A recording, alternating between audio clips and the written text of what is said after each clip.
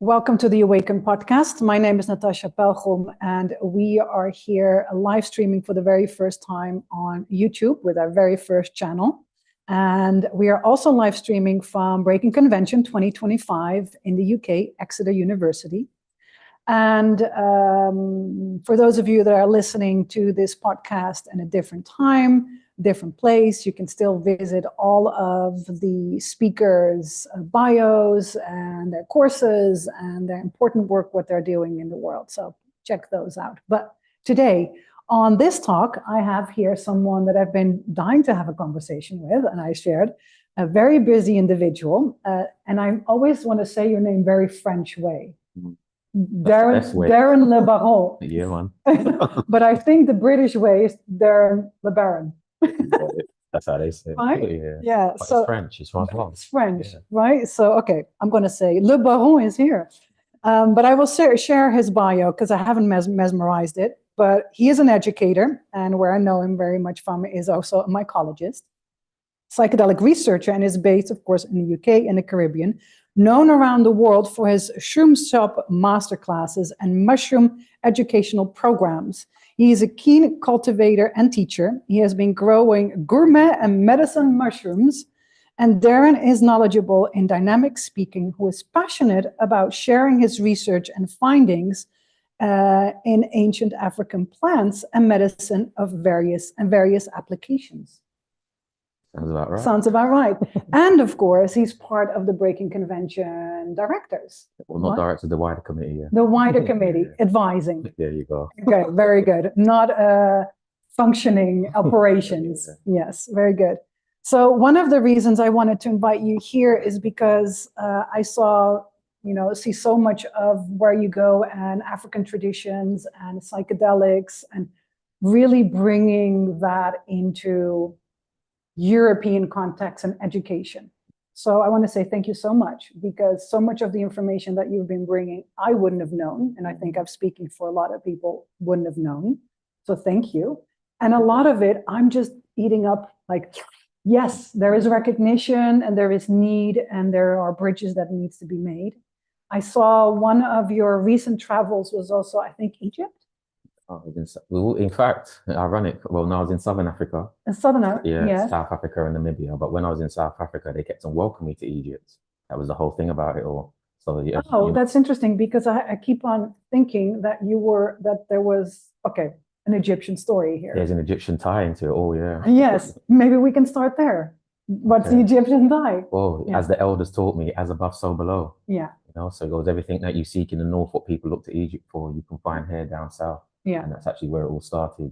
So the legacy of what we see happening in the north started in the south and migrated its way up. So yeah, there was a lot of things that you would seek from, the rock art, the glyphs, the cultures, the traditions. Down south is where it all started. So you find the first peoples, the first traditions, the first practices, and it's just developed over the years. So it was just like, welcome back to where it all started. Yes. Yeah. We were just talking with Angela Prusa, who you probably know, cannabis, and my dear assistant, who you don't see, is Katie. She's sitting there. She was actually mentioning about a mushroom strand that was just discovered in South Africa.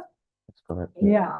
And in Cape Town. And do you know anything about that? I do, yeah, man. Well, big up Angela, because she was with me part of my journey in the Namibia. We got caught up over there. Yeah. And so it wasn't in Cape Town, it was in KwaZulu-Natal. Yeah. Which is closer to Johannesburg. So they actually found 2 recently new species within the last year. And we say discovered new species. Well, we could just say that they're new to Western science, as far as being recorded.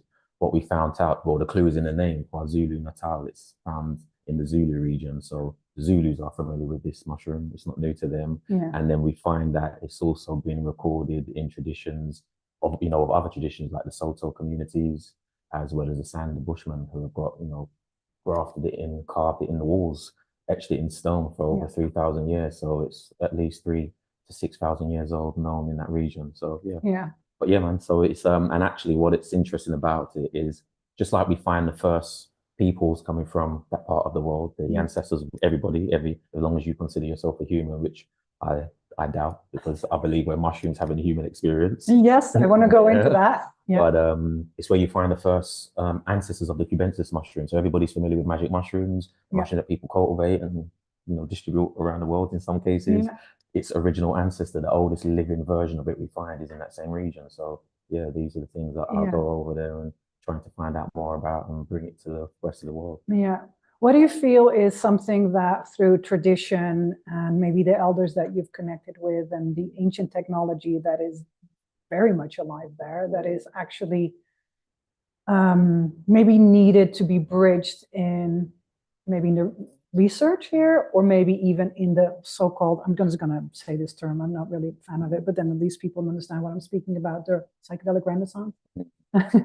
Right? So what do you feel is something that is actually really needed to be looked at, seen, revered, or maybe applied? Well, I just think, in the here and now, anybody who's, interested in anything in life, you should always be kind of like check out the history of it, see where it comes from, where did it start? And when we're talking about psychedelics, for the most part, it starts with a Western narrative.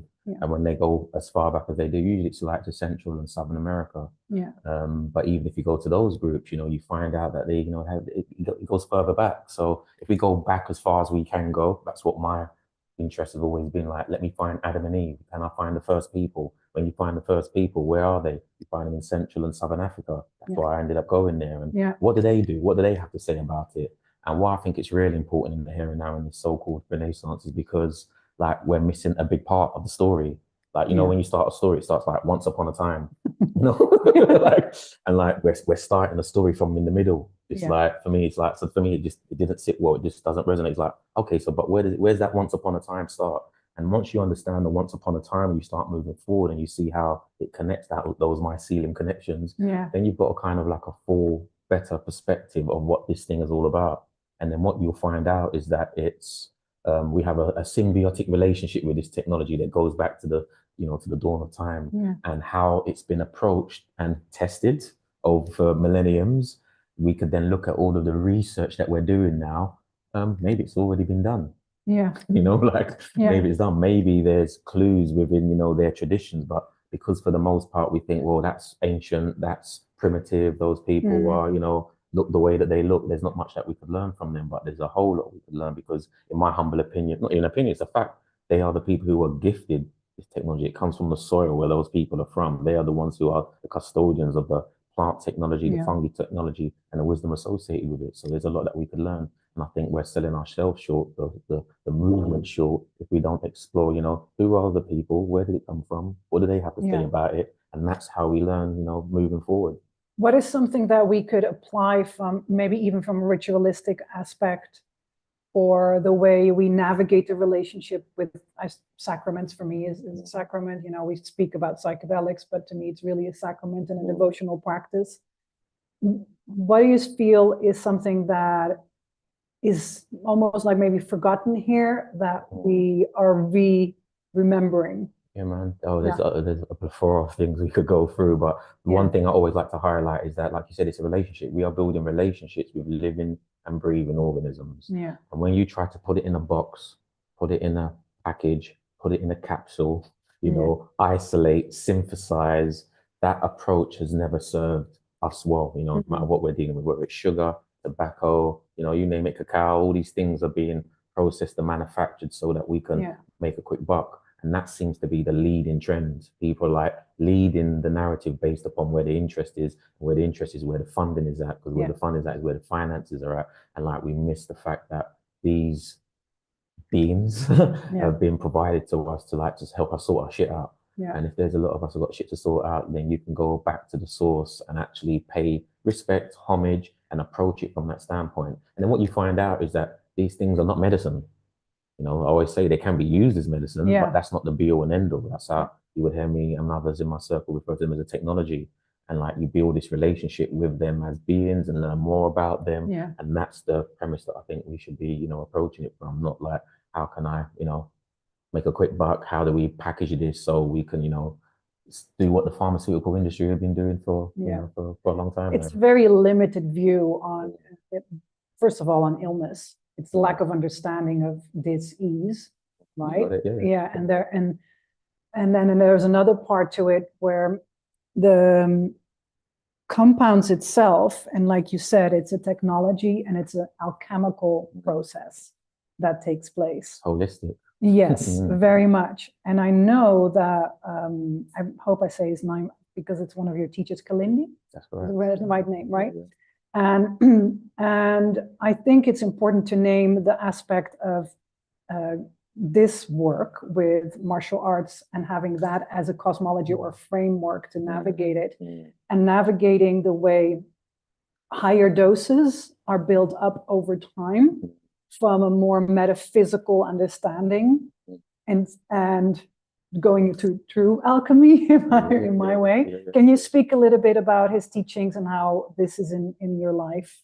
For sure, man. Yeah, so, just to credit also. Yeah, most definitely. Because again, it's all about these relationships, and these relationships are tied into lineages. Yes. Once you get into the lineages, then you understand that it goes back to practices that, are not necessarily, the way that we're approaching it now. Yeah. So first and foremost, we understand mushrooms and these plant technologies to be just that. They're technologies that allow you to access, one, the ancestral realms, to hook up with your ancestors. As I always say to folks, it's ET, phone home. When not a lot of us are dialing up and making those calls back home to, to the source, to the deities, the gods, whatever title you choose to use. And when you have those relationships with the unseen, which becomes seen, they may supply you with files. And those files, that data, that information may be forms of martial art. They may be forms of yoga. They may be forms of other practices or modalities that allow you to continue to build those relationships or the disciplines associated with them. So Kalindi was an advocate for teaching about the African origins of martial arts, or what he referred to as, African fighting sciences, which he observed through moving through the different systems, that the further you get into the martial arts systems, you're going to eventually be introduced to a brew or some concoction. And this brew or concoction is going to have mushrooms or other plant technologies in there that allow you to become the hero, to become the one, the Neo, and, you understand that through those relationships of delving into the underworld or the unseen realms, you start to grow and become whatever it is that you are yet to become. And this is the work, this is the journey, this is the, the element that, when we're looking at it from a therapeutic perspective, that we don't seem to have those conversations. No. And what tends to happen a lot when people have bad experiences, 9 times out of 10, they're not bad experiences. It's like lack of knowledge and awareness of that these realms exist. These experiences are part of the files that are provided in these realms. So when people say, yo, I took mushrooms, to sort out my anxiety or my PTSD, but all of a sudden I was pushed into this realm of, skeletons and serpents, and that's bad because they've been raised by Hollywood, and Hollywood has taught them that skulls and serpents are bad, but all of those symbolisms, those archetypes exist in these realms, and there's a lesson to be learned. And if you're not schooled in those schools of thought and those narratives, then you're it's kind of like, as you would say, it's like going into the ocean and expecting not to see fish. It's like you're taking psychedelics, you're moving into a realm where spirits exist, ancestors exist, and these deities, gods, archetypes, ancestors, they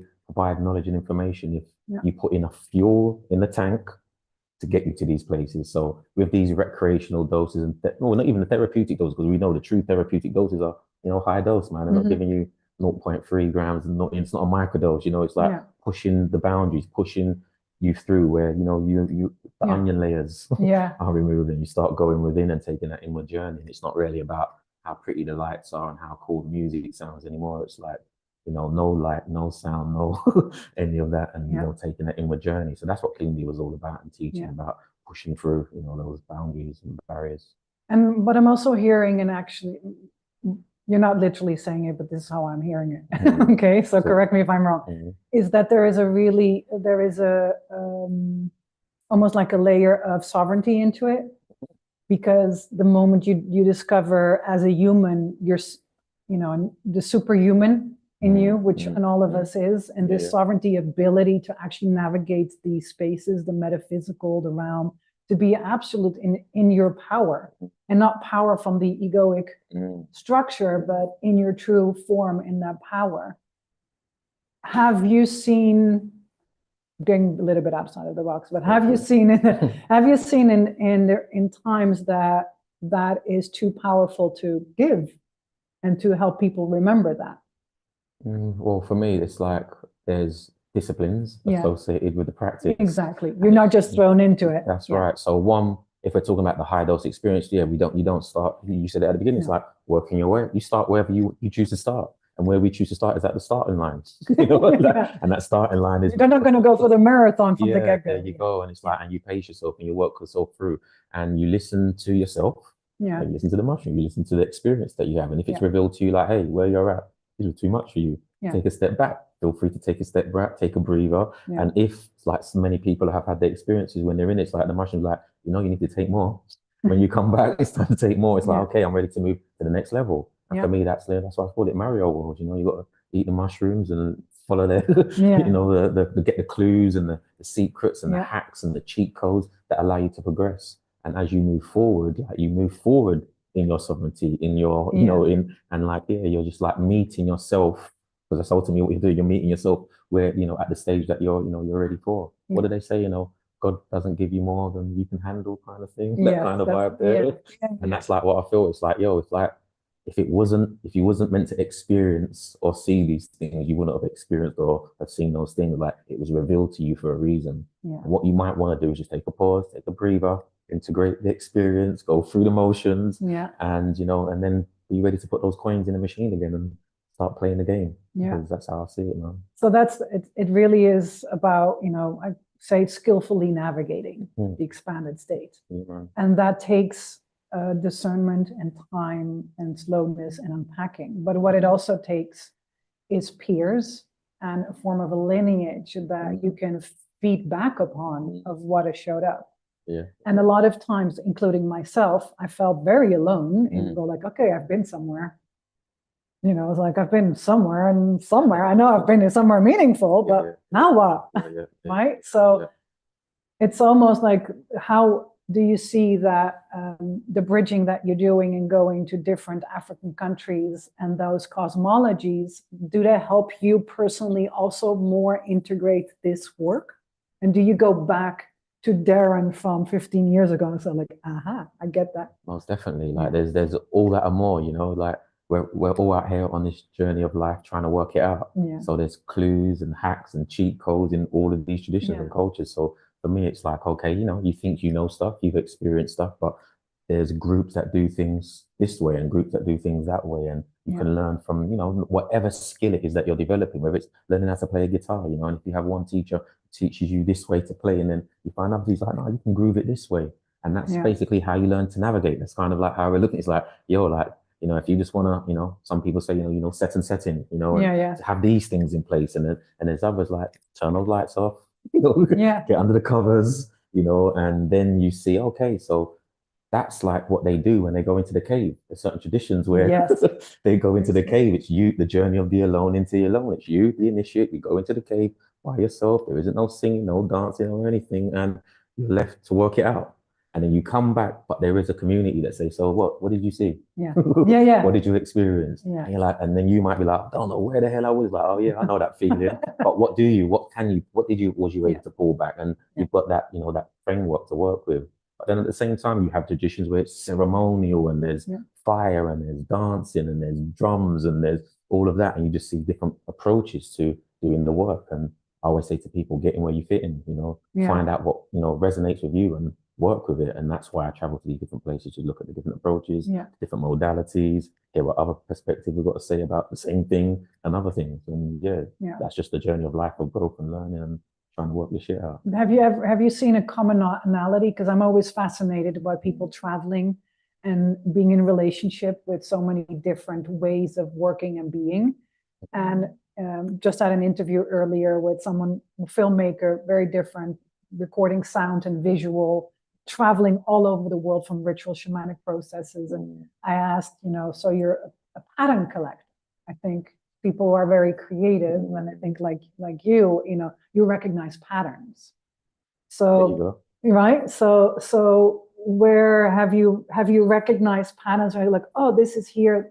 Yeah. Maybe the word is here different, but the practice is actually comes down to the same kind of pathway to source or truth. Most definitely. I say it all the time, man. Same shit, different toilet. There's one story. That's one thing I've worked out. Oh, there's just like one story. There's the same thing being repeated over and over again place to place, Yeah. but with slight variation to it. And I always give the premise of, you go to different cultures, different places, and, they're going to talk about the sun, like the sun god or the sun deity or the role that the sun plays, for example's sake. And I guess like if you're in a place near the equator, their experience and relationship with the sun and how they express it is going to be different from someone who maybe is in the polar regions, and how they express and view the sun. It's like, the sun is distant, like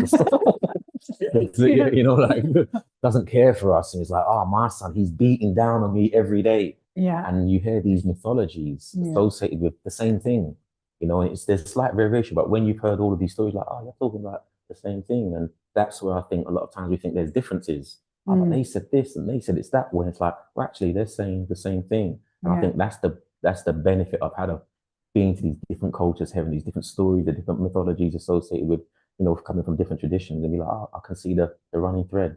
I learned that from the Dutch. I can't remember how they said it. It was like the rode straat. The rode draad. There you go. Go. Don't forget that one. But I was like, yeah, man, it's that. So thread, I always look for the, the synchronicities of them all. And, that I said, it's the hero. There's the hero in all cultures. They have a hero who's going to go into the underworld, go for a challenge, rise to the occasion, and become the one, become the Neo, become the Spider-Man, or Wonder Woman, whatever it may be. Yeah. I'm more into the heroine's journey though, because it's longer in the cave. Yeah. And and that's where it all started. Yeah. That's where it all started. So tell us a little bit about mushrooms having a human experience. Oh, there you go, man. We are mushrooms having a human experience. Yeah. I know some people have heard other variations of that, where spirits, where gods having a human experience. But the reality of it is we are mushrooms having a human experience. Why is that? Because mushrooms started all this, man. They are our oldest ancestor. They're the oldest living and breathing ancestor that we have. They are ancient alien technology that come from beyond. They've arrived here. They created the soil. Yeah. Now, if we just start from that premise of being the soil creators, if we know how important soil is, okay, and from the soil comes all the things that we're dependent upon, or just to know that mycelium network created the soil, sustains the soil, and replenishes the soil. And any and everything that's ever come out of the soil is dependent upon this mother, this matrix, this mycelium, the network, the fabric that holds this big piece of shit together. We call it planet Earth. It's just a substrate that has been inoculated through these spores when they arrived on their asteroids and meteorites in the form of spores, and have basically used and continue to use Earth. And we are an extension of that. And through this journey from that dawn of time of this creation to now, we have not separated from mushrooms. It's just our awareness of it has, been distracted and separated. But the reality of it is that we're still, when our whole central nervous system functions and operates in the same way. And I would like to think that people are becoming more aware of the role that mushrooms play or can potentially play in our lives. Paul Stamets, some people are familiar with his book, Mycelium Running, how mushrooms can help save the world, and, everything from cleaning up polluted waters, polluted soils. And when you go through a whole list, you realize, well, of course they are, because it's their planet. And we're just like, an extension of that. Yeah, we're just like, we've been invited into the house, to the party, and like through that relationship that all other organisms have with mushrooms who are aware of their role, and they're not trying to suggest that they're at the top of the pyramid, and no, not at all. There you go. And it's like, okay, then you realize that we have this, symbiotic relationship with the mother, the great mother, in the form of mycelium. She produced her children, her child, and they pop up, they die, they resurrect, and they're born again. You might have heard that in different traditions and cultures, but that's the mushroom 101 mythology. Yeah, and to me, it's actually it's a very generous, and what I mean with the word generous, it will make room for another quality to come forth if it serves you in that moment. So if another medicine needs to come forth, it will make room for the other medicine to come forth. And then I always say, whatever you're into, I don't care what it is that you're into, what medicine, what is your favorite food, just know that mushrooms supply them with the data, information, the nutrients required for that thing to become, So whatever you're searching in any plant, you can find in the mother, in the source, in the motherboard, in the hub. And that's the mycelium network. And that's why it's important to understand. Like I said, for me, I just always go back to source. If I'm interested in violins, I want to know who invented the first violin, where did we know how far, what wood did they use? And once you start doing that with mushrooms and psychedelics and what, you're going to keep coming back to the same thing, like, it's all bloody mushrooms. If it goes back to mushrooms, like, that's what it is, man. Yeah. Do you educate people, of course, on cultivating their own mushrooms, without psychedelics? Yeah, man. I'm actually educating on food growing also. So I teach people how to grow food. And, everything, right? How important do you feel is for those that working with these sacraments to cultivate their own medicine? Very important, man. As you mentioned earlier about sovereignty, man. Like, how sovereign is it to you, for you or one to create their own technology, their own medicine, their own healing, weave their own magic and intentions into what they're co-creating with themselves and others maybe, but ultimately, creating something that you could put your fingerprint on that doesn't have Harry's fingerprint, who's the local dealer from down the street who got it from this place and that place, like all because everything adds energy to everything, know. So all of that energy is in things, and it's great that we're working with organic technologies that originally come from the soil, and and I'm for that as well, especially eating technologies that come from the soil that you come from too, really important. But it's as complementary then to be cultivating your own and being able to be sustainable, and because as you would be aware as well, we're in this so-called renaissance, there's a lot of psychedelic tourism taking place, people hot jet sitting everywhere to have these novel states of experiences, and the most sustainable thing you could do is grow mushrooms, man. That's like one of the best thing that you could do, because I said whatever you're searching for is coded in the mushrooms too. And all you need is a bag of rice, bag of brown rice, and you can grow mushrooms, man. You don't need to be uprooting vines and roots and all the rest of it and destroying planet Earth, for these novel states of experiences that are on your doorstep or can be bought at your local store in a bag of rice. Do you see a difference between the experience itself when it is cultivated? Can people, or is that a more advanced nuance? It's like when you know how to taste wine and you've learned how to taste wine, that you then start to discover that? Or I would just say yes and no, man. It's a yes and no. Like, it's also a belief system, maybe? Yeah, there you go. There you go. Just as far as like, if whatever you put your mind to, the power's in the mind. So if you're telling yourself and you're telling, I always say to people, do you talk to your plants? People grow plants. There you go. Yeah, there you go. Because I heard 2 kilometers away, they feel my presence. Right. So it's that kind of relationship I'm talking about. So imagine, then I usually say to people, well, do your plants talk back? Yeah. And on a small percentage, say, yeah, my plants talk back. And the majority that say they don't, I'm like, well, you need mushrooms, innit? 5 grams of mushrooms. Your plants will start telling you, and showing you appreciation for nurturing them. And those are the types of experiences that some people have once they cultivated their mushrooms. The mushrooms are like, yo, I've seen the effort you put into cultivating me, man. And you got my back, I got your back. Yes. And let's do this. And if you, from the inception, I share with people that, it's what some people refer to it as a rites of passage. I refer to it as a rice of passage. It's buying a bag of rice. And when rice of passage. When you go to the local store. You should put that on a t-shirt. Hashtag Darren. I've got a couple of them. I'm not wearing them today, but when you go into your local store, your Albertine. You're very Dutch. Yeah. I've done a lot of time in the Netherlands, man.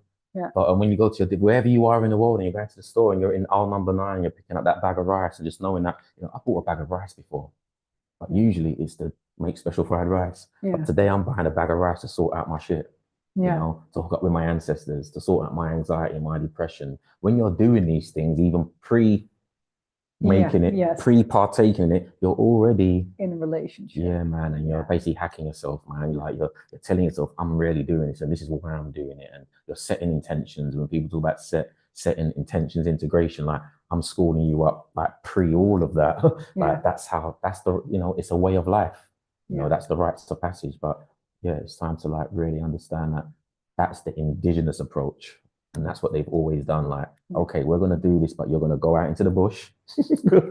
Remember, I've shown you these plants 100 times. That's time for you to go out there. I've shown you these lions over there. You know where they're at? Yeah, and that's time for you to go back and bring back that lion's tooth. Like, it's the journey, it's the work. And once you've been schooled and educated, then you're prepared to go out there and do the work. And for me, that's what's really important. Then it comes back to like, oh, I've invested in this. I've invested in growing. There's a reverence automatically, right? Yeah. Because of that. But as I said, because like I said, I come from my local forest, man. I'm like, mushrooms and stuff that grows in my local forest comes from the same soil that I come from. And that's a relationship as well. Yeah. And then when you realize that your forest is connected to another forest, like you said, you've got 2 cultures, so you got your, wherever you was conceived, where your parents were conceived. These are all your forests, man, because you're made up from those elements. And for me, that's important that you eat the food and the fruits from those regions too. To make those that's even a knowing for our bodies, to eating, even seasonal eating. Yeah, man, all of that, man. We're so far from, we've got Albert Irons on every corner. Exactly. Yeah. So what are I know you also teach, and so some of the master classes that you provide, people can do them online. Yeah. So that's amazing. That's right. You also do work in person. That's right. So that's the one I love. I love in person. Yes, right. Yeah, this is why I'm here too.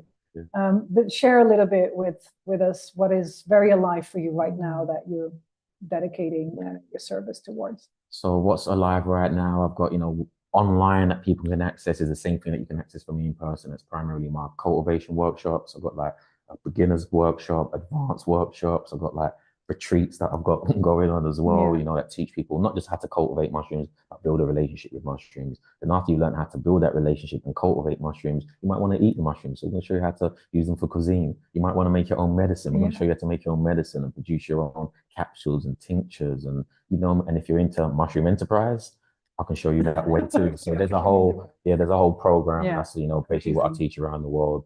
But I've also, what I'm really passionate about, as you said, is like psychedelics in Africa. So I teach a range of different, in-person classes around that theme.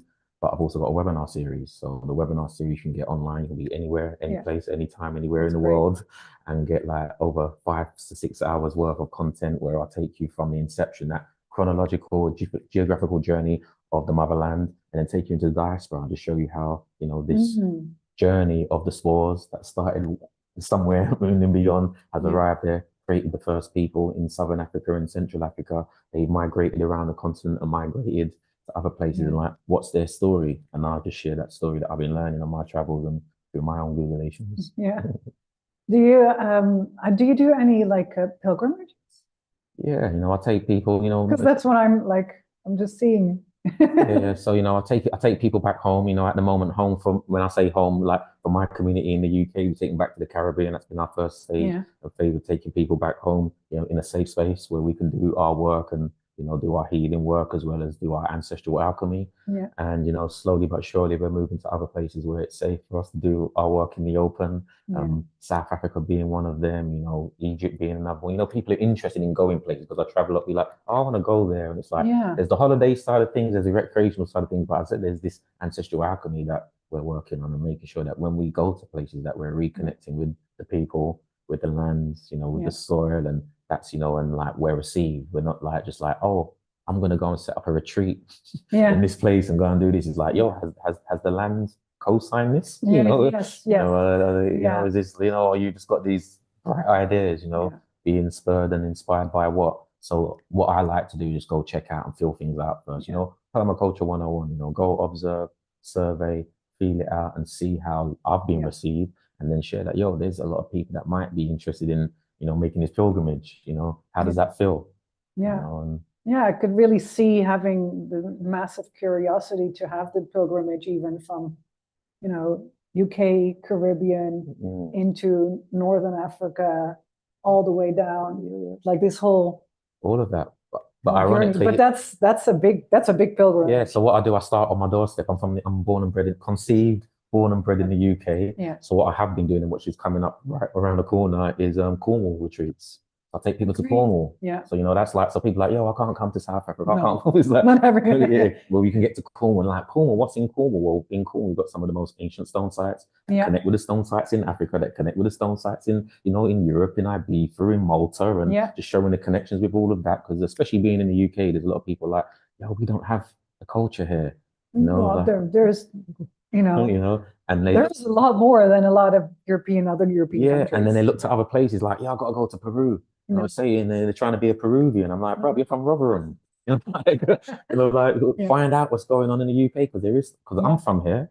So I'm interested in what's going on here, and I found out some stuff, and that's why I go to these places. And people are like, why are you going to Cornwall all the time? I'm like, because there's some real cool stuff in Cornwall. There's some ancient stuff that connects with the ancient Phoenicians, the ancient Egyptians, and you can see all these connections. And as I say to people, everything you need is on your doorstep. Yes, it is. It really. So that's where the pilgrimage starts, on your doorstep. Yes, very good. And just looking at the soil and what the plants have there, and to educate yourself. There you go, man. There you go. This is a little bit of a sidestep because it's just a fun sidestep for a moment.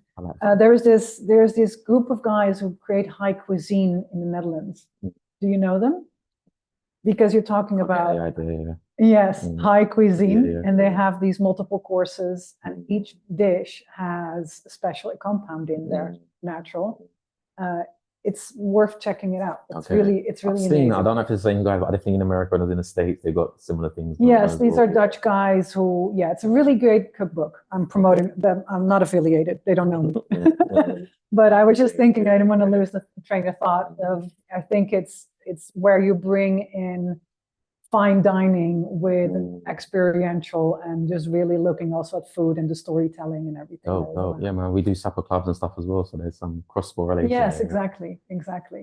Very good. Well, we're almost coming to an end. Cool. Is there anything that you would like to share that we haven't spoken about? We are now in April 2025. Is there anything that is important to name for you or to bring across? No, man, I would just tell people, and just stay tuned in it. Follow, like, subscribe. And if you don't like what I'm presenting and share, you can unfollow, unlike, unsubscribe. It's all good. So you continue anyway. Yeah, man. Yeah, I'm on this path, and anything that resonates, just like I always tell people, reach out, man, make the connection. That's what it's all about. Like, let's not be isolated and feel disconnected. Like you said, like sometimes, like you feel like you're the one. I've got no one to connect with or to talk to about certain things. And it's like bajillions of us out here, man. So like, let's connect. And so, yeah, man, I'm accessible. So anything that, people, whether it's a talk or workshop or any research that people do, and they're like, yo, man, I found this out from where I'm from. Like, I'm still out here as a student, like learning and trying to work it out too. So yeah, man, just connect. I always end the podcast with very random questions, just out of the blue, just to close close on a funny note. Okay, if you would be something of brick and mortar, what would you be? Something of bricks and mortar. What would I be? So I would have to go back to where I've recently just come from. I would be a rock engraven. That's so interesting because I keep on seeing a rock engraven that makes music. Okay. Sound. Have you ever seen that? Yes. Well, that's a new discovery. Okay. Well, when I was in Namibia, they got the organ stones, they refer to them. And these are stones that have been placed. There's natural versions as well as ones that have been placed that make these sounds. And they're saying like these were the, the inspirations for making musical instruments. Yes. But what I'd want to be is like, carvings on the wall that people could take mushrooms. And then I come off the wall, three-dimensionalized, and like, that's a very cool thing. I don't think I've ever had a really cool answer like this, to be honest. That's what I would want to be. Yes. Very good. Okay, one of my favorite questions to ask almost all as a random question is, what is your favorite dish that reminds you of home?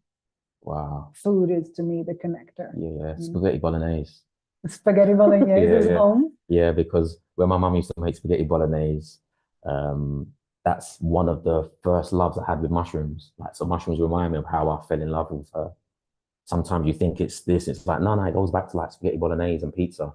Yeah. So as a child, those comforts, so when my mum made spaghetti bolognese, she used to put mushrooms in it.